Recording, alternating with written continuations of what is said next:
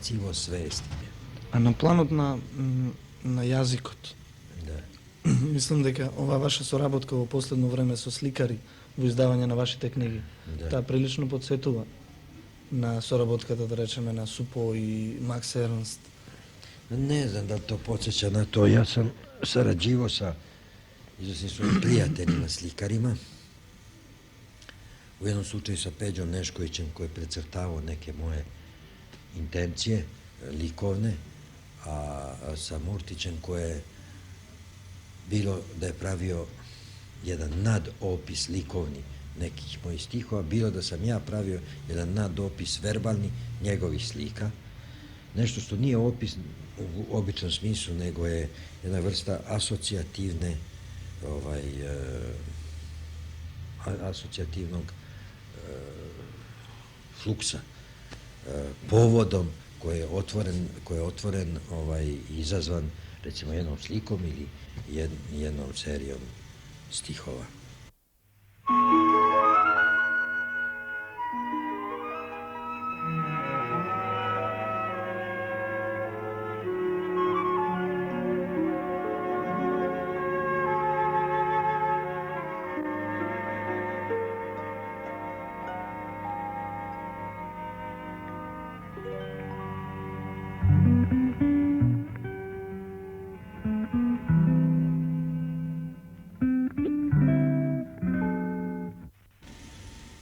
Темата на симпозиумот на Рациновиве средби е поезијата и јазикот.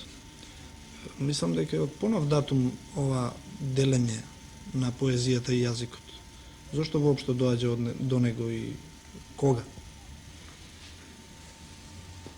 Точно е дека поезијата и јазикот стојат во еден временски след.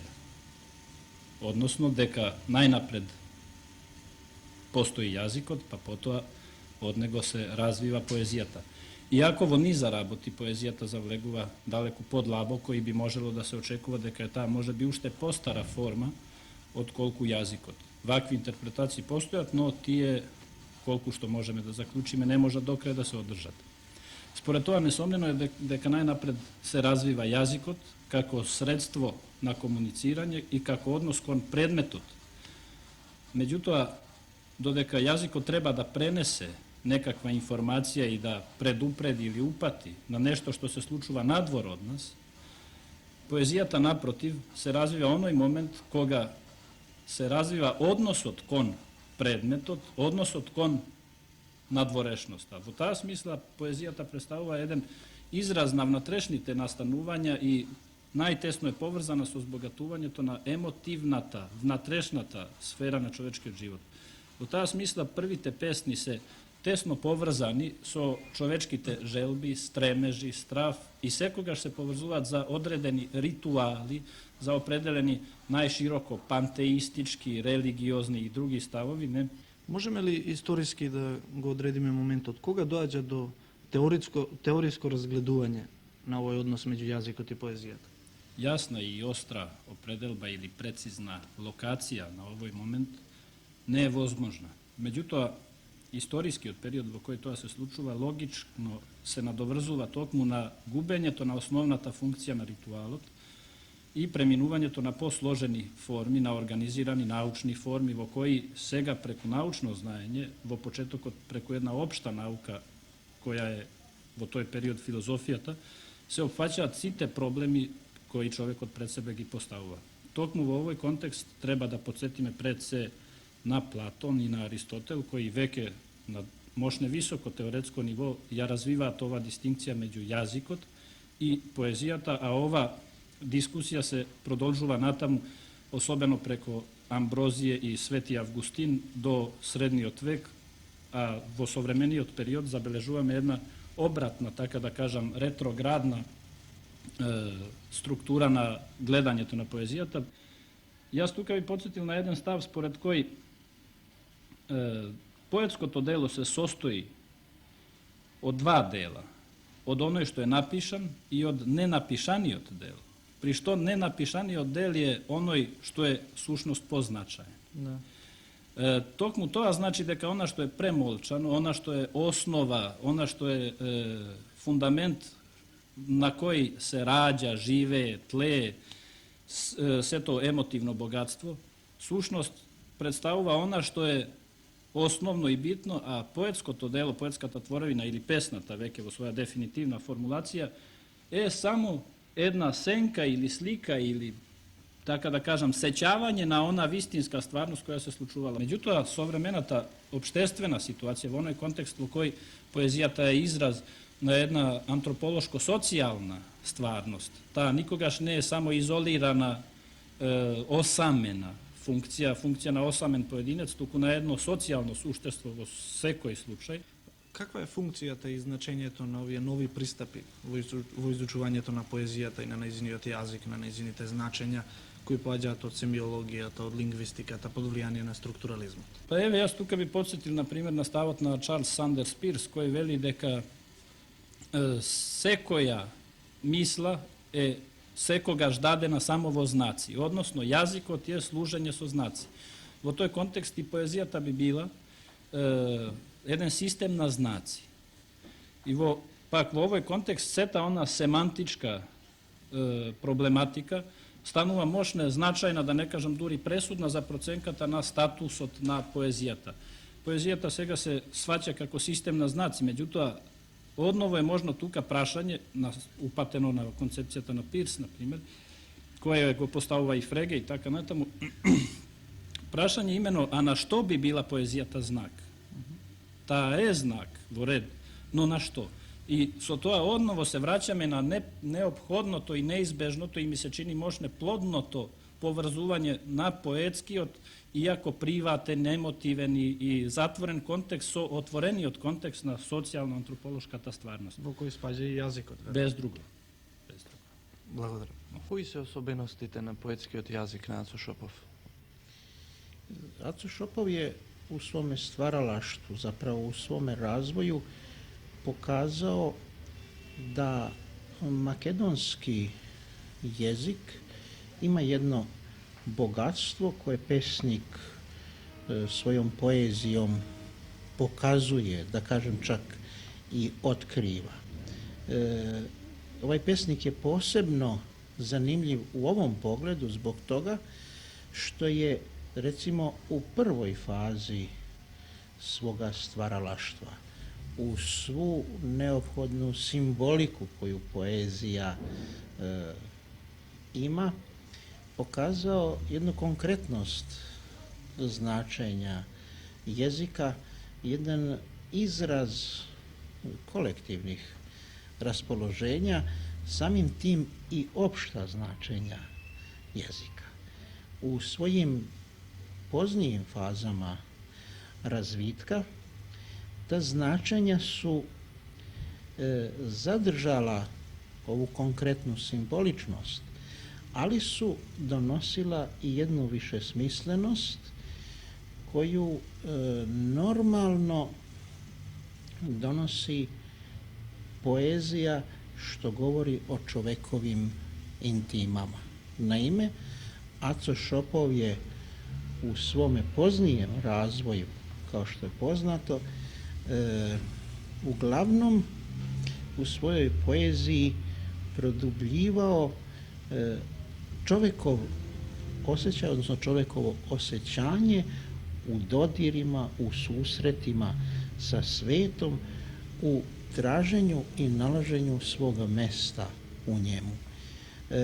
Ta osjećanja imaju tanane vibracije i Aco Šopov je pokazao da jezik može da izrazi čitavu skalu tih dodira ljudskih, viđenja ljudskih, osjećanja ljudskih u životu. Дали тој, условно да го наречеме, лабораториски пристап во барањето на можностите на зборовите е типичен и за македонската поезија во целина, бидејќи тоа поезија на јазик кој се формирал скоро и се уште се формира? Pa makedonski jezik se nije skoro formirao. To je Normirao. jedan od najstarijih da. književnih jezika, ali savremena književnost pokazuje neslučajne mogućnosti toga jezika, pokazuje njegovu životnost. I upravo mnogi makedonski pisci, da ne kažem da je normalno da svaki pravi pisac tome teže otkrivanju ovog bogatstva značenja reči. Naime, razlika, ako se tako može reći, između gramatičkog jezika i poetskog jezika je u tome što gramatički jezik ili rečnik daje jedno značenje reči, a poetski jezik omogućuje da se u jednoj simbolici, da se u jednom kontekstu shvati reč u novim značenjima. Mislim da je doprinos savremene makedonske književnosti, posebno Ace Šopova, upravo u tome.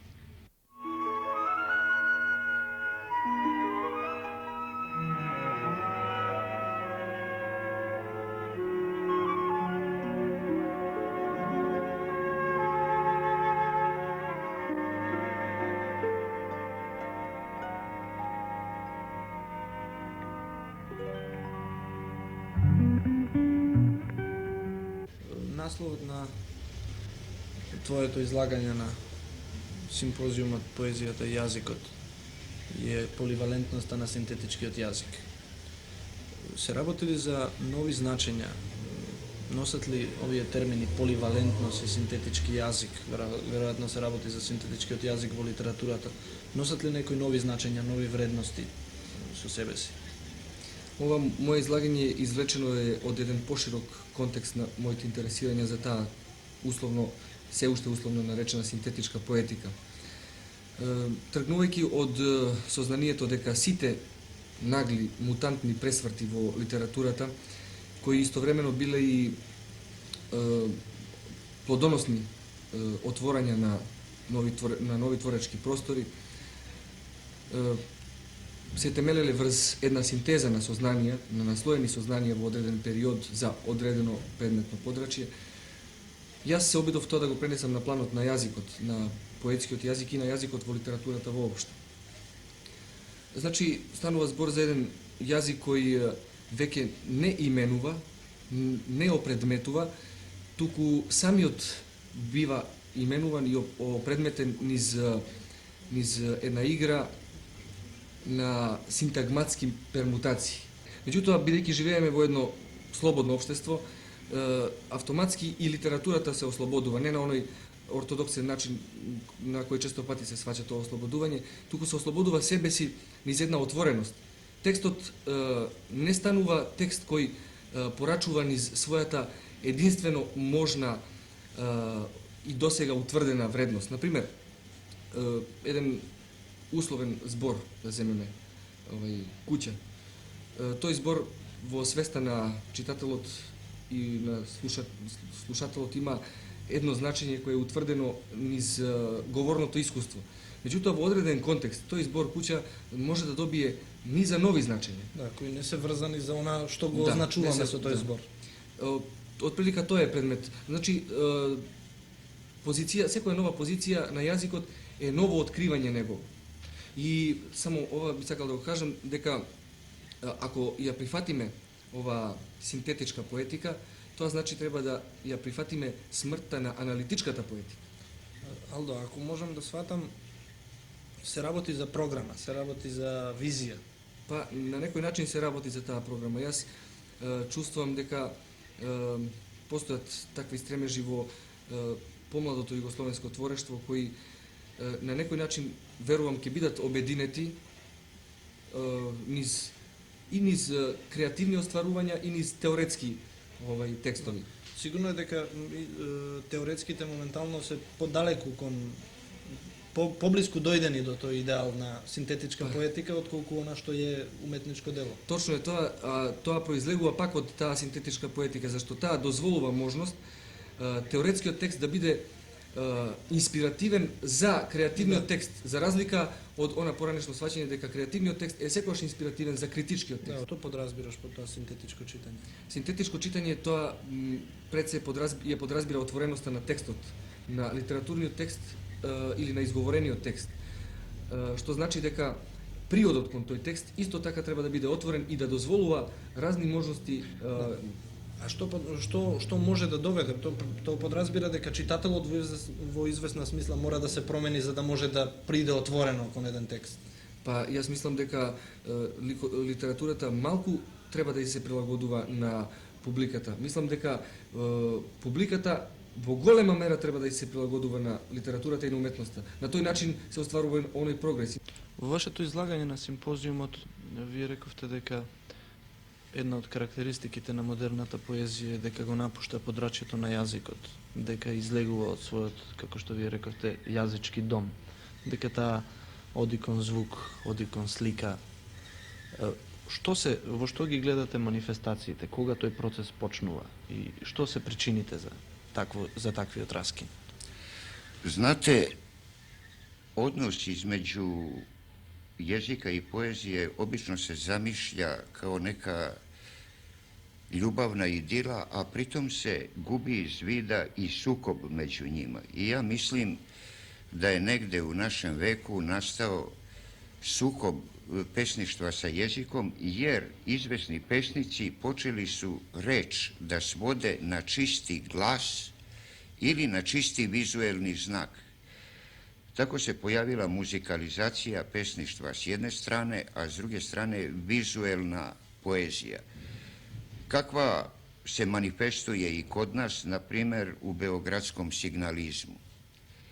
Meni se lično čini da se tu pojavljuje jedan sukob poezije sa ljudskom rečju, jer ljudska reč nije svodljiva na goli glas, a još manje na pismeni znak. Šta više, lingvist de Saussure smatra da pismeni znak i ne pripada jeziku u pravom smislu reči.